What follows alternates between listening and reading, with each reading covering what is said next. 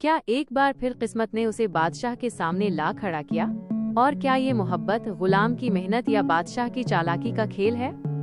आज के ड्रामे की कहानी में हम देखेंगे कैसे गुलाम और सुंदरी की मोहब्बत को किस्मत और ताकत के खेल ने मुश्किल इम्तिहान में डाल दिया। इस वीडियो में हम ड्रामे के अहम वाकयात, किरदारों की नफ्सियात और अवामी रद्द अमल पर नजर डालेंगे।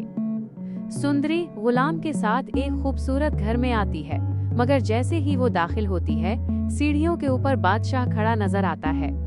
सुंदरी की पहचान और खौफ देखने के काबिल है।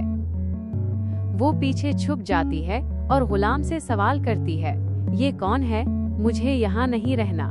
गुलाम समझाता है कि वो अमीर नहीं है और ये बादशाह का घर है।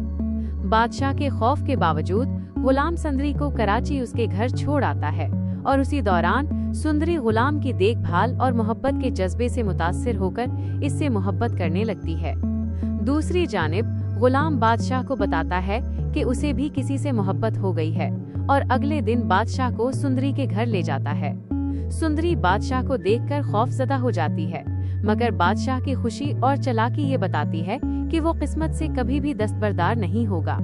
बादशाह सुंदरी को तन्हा परेशान करने लगता है और सुंदरी मजबूर होकर गुलाम को बुलाती है ताकि वो शादी करे, जैसा गुलाम ने वादा किया था।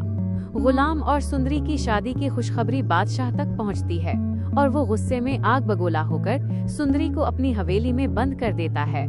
लेकिन गुलाम अपनी मोहब्बत को बचाने के लिए बादशाह का मुकाबला करता है और ताहियात सुंदरी के हक में फैसले करवाता है। आखिर में सुंदरी की शादी गुलाम से होती है और बादशाह के जज्बात और गुस्से के बावजूद मोहब्बत की फतह होती है।